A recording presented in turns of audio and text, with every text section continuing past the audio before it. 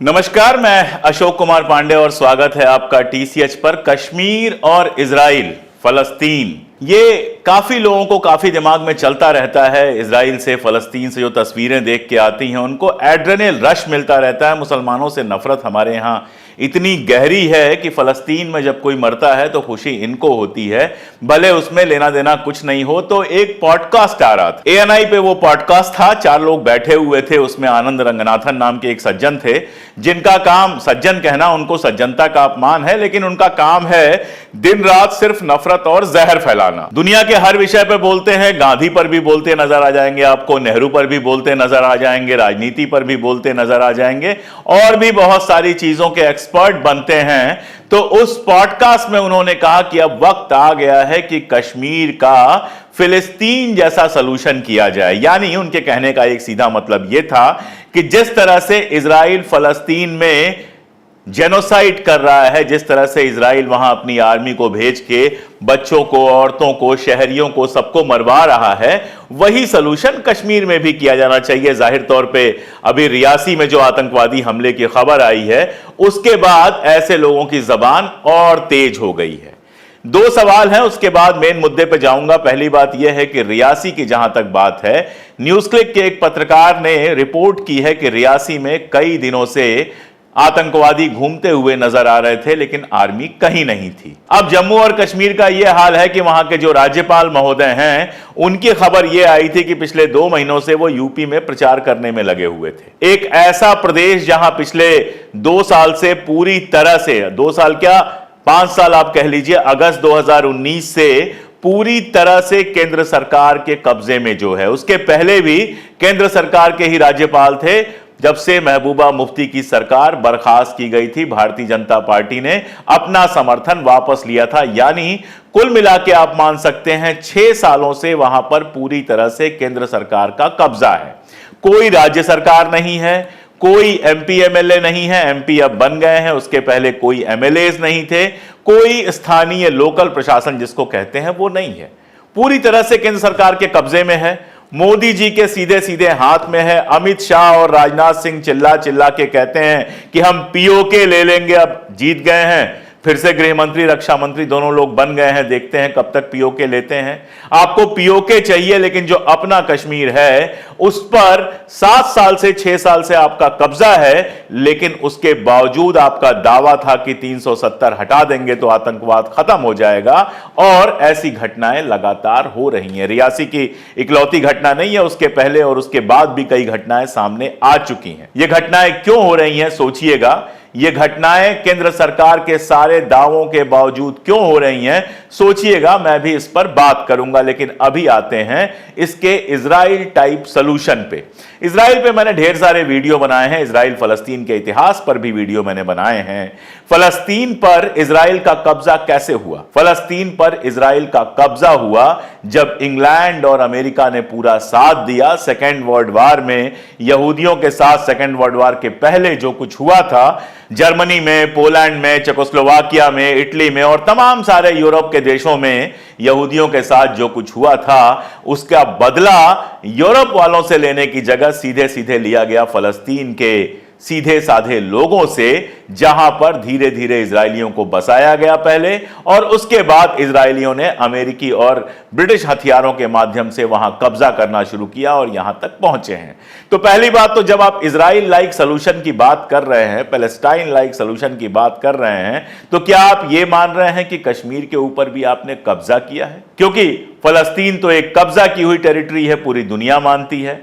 कहा ही जाता है कि ऑक्युपाइड लैंड है, कहा ही जाता है कि वहां सेटलर्स हैं, यानी ला के बाहर से बसाए हुए लोग हैं। इजराइल खुद कहता है कि सेटलर्स कॉलोनी हम बनाएंगे। तो क्या आप कश्मीर को भारत द्वारा कब्जा किया हुआ हिस्सा मानते हैं? अगर आप कश्मीर को भारत का कब्जा किया हुआ हिस्सा मानते हैं तो आप देशद्रोही हैं, आप संविधान के विरोधी हैं, क्योंकि भारत सरकार या भारत का संविधान उसको कब्जा की हुई टेरिटरी नहीं मानता है, बल्कि भारत का अभिन्न हिस्सा मानता है। 370 जिसको हटाने की बहुत बात की जाती है, उसकी पहली धारा कहती है कि जम्मू और कश्मीर भारत का अभिन्न हिस्सा है, यानी 370 के साथ भी जब 370 लगा हुआ था, भारत का संविधान जब बन के तैयार होता है तो जम्मू और कश्मीर को भारत का हिस्सा कहा जाता है। जम्मू और कश्मीर की समस्या कहां से पैदा होती है, बहुत सारे वीडियोस में बता चुका हूं। मेरी 2 किताबें हैं, कश्मीर नामा, कश्मीर और कश्मीरी पंडित, उसमें बहुत डिटेल डिस्कस कर चुका हूं। अभी सिर्फ इतना ही कि 15 अगस्त 1947 को जब हमारा देश आजाद हो रहा था, जम्मू कश्मीर के जो महाराजा थे हरि सिंह, उन्होंने भारत या पाकिस्तान में मिलने की जगह आजाद रहने का विकल्प चुना। और जब आजाद रहने का विकल्प चुना तो 15 अगस्त 1947 को 3 देश बने, भारत, पाकिस्तान, जम्मू और कश्मीर। और उसके बाद उस आजाद जम्मू और कश्मीर पर जब पाकिस्तान ने कबायलियों के माध्यम से हमला कर दिया, तब जाकर हरि सिंह ने भारत के साथ समझौता किया, भारत ने सेना भेजी और जितना कश्मीर बचाया जा सकता था उतना कश्मीर बचाया गया। यह कहानी मैं आपको कई बार बता चुका हूं। यह भी बता चुका हूं कि गिलगिट बाल्टिस्तान जो ऊपर वाला इलाका है, वहां मेजर ब्राउन था। मेजर ब्राउन जो था वो गिलगिट स्काउट का था, जिसकी सैलरी जाती थी हरि सिंह के पॉकेट से। हरि सिंह की सरकार उनको तनख्वाह दिया करती थी, लेकिन उसने वो इलाका पाकिस्तान को सौंप दिया। ये सारी कहानियां बहुत डिटेल से अपने किताब में और कई वीडियोज में भी बता चुका हूं। तो नंबर 1 पॉइंट यह है कि ये लोग फलस्तीन की तुलना कश्मीर से कर रहे हैं। कश्मीर कोई ऑक्युपाई की हुई जगह नहीं है। ये भाषा आतंकवादियों की है, पाकिस्तान की है, जो कश्मीर को ऑक्युपाइड लैंड कहते हैं। तो क्या जो भारतीय जनता पार्टी और आईटी सेल से जुड़े हुए दक्षिणपंथी हैं, आनंद रंगनाथन जैसे, वो वाकई आतंकवादियों और पाकिस्तान की भाषा बोलना चाह रहे हैं? फलस्तीन की हालत तो यह है कि इजराइल उनको अपना नागरिक भी नहीं मानता है, उनको वोट देने का भी अधिकार नहीं है। जम्मू और कश्मीर में तो लोगों को वोट देने का पूरा अधिकार 1952 से ही है। तो उसकी तुलना करना ही दरअसल आतंकवादियों की भाषा बोलना है, नंबर 1। नंबर 2, उससे भी बड़ी बात, आप बात करते हैं कि फलस्तीन लाइक सॉल्यूशन। मैं यहां आपको याद दिला दूं कि पिछले 70 सालों से लगातार जो काम कर रहा है इजराइल, उसके बावजूद फलस्तीनियों को कुचल नहीं सका है, नंबर 1। और नंबर 2 कि अभी पिछले 6-7 महीने से जो जंग उसने छेड़ी हुई है, उस जंग के बावजूद हमास को वो खत्म नहीं कर पाया है, यानी वो सॉल्यूशन हो नहीं पाया है। कोशिश वो बहुत कर रहा है। नंबर 3, इतने सब के बावजूद वो अपने बंधक किए हुए लोगों को रिहा नहीं करा पाया है। अभी एक ऑपरेशन करके उसने 4 लोगों को रिहा कराया, लेकिन उसमें कितने लोग मारे गए वो सब आपने देखा। नंबर 4 की जो उसने किया है, उसने पूरी दुनिया को उसके खिलाफ खड़ा कर दिया है। यूएनजीए जो होता है, जिसमें यूएन के सारे मेंबर्स होते हैं, जनरल असेंबली, उसमें इजराइल की मुखालिफत की गई, उसमें सीज फायर का प्रस्ताव पास किया गया। 2-3 बार 4 बार यूएन सिक्योरिटी काउंसिल में प्रस्ताव आया। और अब हालत यह है कि बाइडेन जो है, जो बाइडेन, उनका अमेरिका खुद सीज फायर का प्रस्ताव लेके आया है और यूएन सिक्योरिटी काउंसिल में इजराइल के खिलाफ सीज फायर का प्रस्ताव लागू हो गया है। ICC, international court of criminal जो है, उसने, उसके जो प्रोसिक्यूटर थे, उन्होंने ये कहा है कि बेंजामिन नेतन्याहू और गैलेंट जैसे लोगों के खिलाफ इंटरनेशनल वारंट जारी किया जाना चाहिए। और इंटरनेशनल कोर्ट ऑफ जस्टिस में साउथ अफ्रीका के साथ अब स्पेन और भी कई सारे मुल्क आ गए हैं। और वहां से भी जो इंटरिम फैसला आया था, उसमें कहा गया था कि इजराइल जेनोसाइड कर रहा है। यानी सारी दुनिया में धीरे धीरे इजराइल अकेला पड़ता जा रहा है। दुनिया भर के देशों में जो प्रदर्शन हुए हैं, छात्रों के जो प्रदर्शन हुए हैं, वो सब आप लोगों ने देखे हैं। इजराइल सरवाइव कैसे कर पा रहा है इतने सब के बावजूद? सिर्फ एक सहारा है उसके पास। अमेरिका, कनाडा, इंग्लैंड, जर्मनी, इस तरह के देश लगातार उसको हथियार और पैसा दे रहे हैं, लगातार उसको समर्थन दे रहे हैं। अमेरिका का समर्थन नहीं होता तो अभी तक इजराइल की हालत खस्ता हो चुकी होती। और उसके बावजूद वहां की अर्थव्यवस्था तबाही के कगार पे है। तमाम वीडियोस में मैं आपको वहां के अखबारों की रिपोर्ट दिखा चुका हूं कि कैसे वहां की जो इकॉनमी है वो लगातार चौपट हो रही है। और ये सारा कुछ चल रहा है सिर्फ इसलिए कि बेंजामिन नेतन्याहू की कुर्सी बची रहे। हालांकि इस बार जो यूएन सिक्योरिटी काउंसिल में अमेरिका प्रस्ताव लेके आया है, उसके बाद मुझे नहीं लगता कि युद्ध बहुत लंबा चल पाएगा। और इन सब के बावजूद आप चाहते हैं कि हिंदुस्तान, भारत कश्मीर में वही सब करे जो थू-थू इजराइल की हो रही है, वो थू-थू पूरे दुनिया में भारत की हो। और भारत को अमेरिका और कनाडा और इंग्लैंड इस तरह से सपोर्ट नहीं करने वाले हैं। हालत आपकी यह है कि वहां पर मारा गया था एक सिख को, जिसको आप आतंकवादी समझते हैं। उसके बाद कनाडा ने आपके साथ क्या व्यवहार किया यह आप जानते हैं, और अमेरिका में तो एक ऐसी घटना हो भी नहीं पाई, और उसके बावजूद अमेरिका ने क्या व्यवहार किया आपके साथ जानते हैं। तो जिस दिन यह सारा कुछ होगा, अमेरिका, यूरोप और कनाडा खड़े नहीं होंगे। क्यों खड़े होते हैं अमेरिका, यूरोप और कनाडा?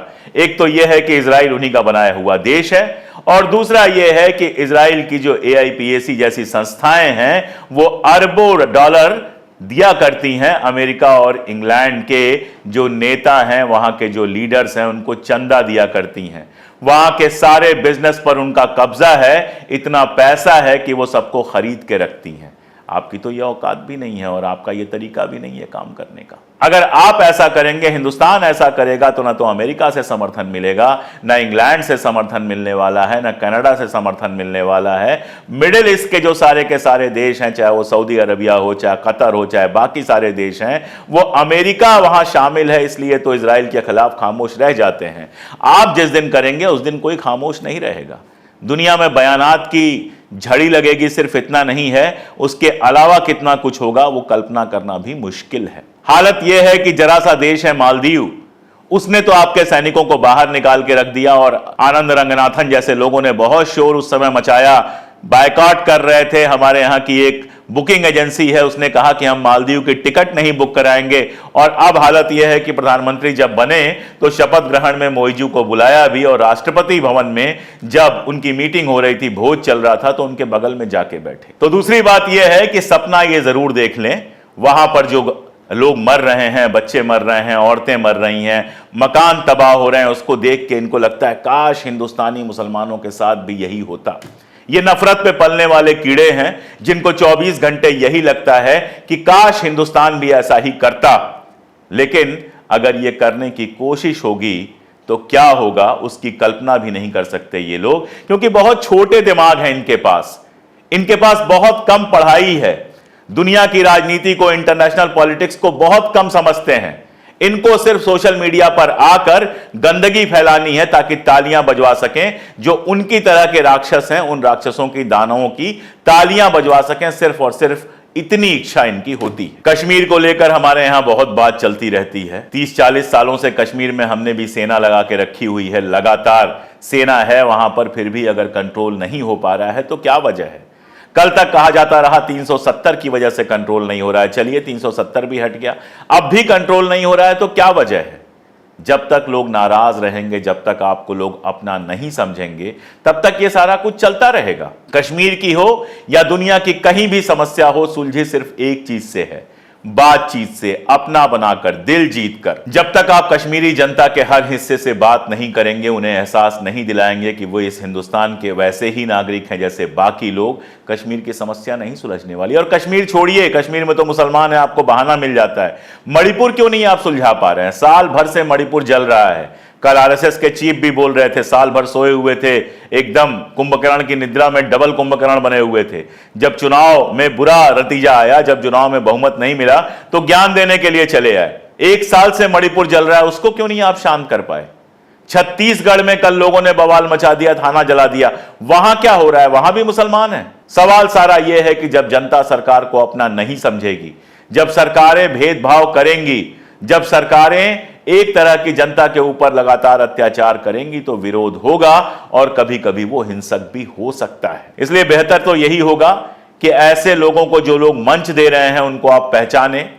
ये जो हत्या के, जेनोसाइड के समर्थक हैं, इनको पहचानें और इनको अकेला करें। यहां तक कि जो मोदी सरकार के समर्थक हैं, उनको भी मैं बताना चाहता हूं कि इंटरनेशनल मंचों पर मोदी सरकार ने लगातार फलस्तीन का समर्थन किया है। उनको भी मैं बताना चाहता हूं कि अगर देश के ऐसे हालात होंगे तो उनके साथ भी वही सारा कुछ होगा जो बाकियों के साथ होगा। आज आटे की कीमत बढ़ गई है, तो ऐसा नहीं है कि हमें ज्यादा देना पड़ेगा, आपको कम देना पड़ेगा।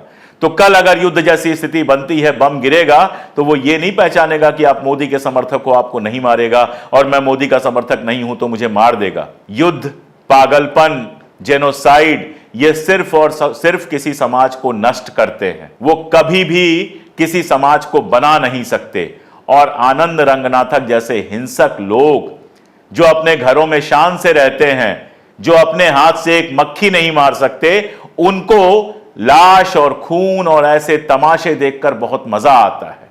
उनके मजे का शिकार मत बनिए। सिर्फ इतना मैं कहना चाहता हूं, कश्मीर हो, मणिपुर हो, कोई भी हिस्सा हो, वहां अगर हिंसा है तो उसको सिर्फ और सिर्फ बातचीत से सुलझाने की कोशिश की जा सकती है, और वही इकलौती कोशिश सफल होगी जिसके बाद हिंदुस्तान हो या कोई भी और मुल्क हो, वो शांति से रह सकेगा। तो आज के लिए इतना ही। बने रहिए हमारे साथ, जुड़े रहिए, लगातार देखते रहिए हमें। अगर आपको अच्छे लगते हैं हमारे प्रोग्राम तो दूर तक अपने दोस्तों तक पहुंचाइए, अपने व्हाट्सएप ग्रुप में डालिए। चैनल को सब्सक्राइब तो आपको कर ही लेना चाहिए अगर वीडियोस आप लगातार देखना चाहते हैं, और बाकी किसी तरह की मदद आप करना चाहते हैं, मेंबरशिप से लेके कोई भी मदद, तो हमारा पिन कमेंट या हमारा डिस्क्रिप्शन देखिए।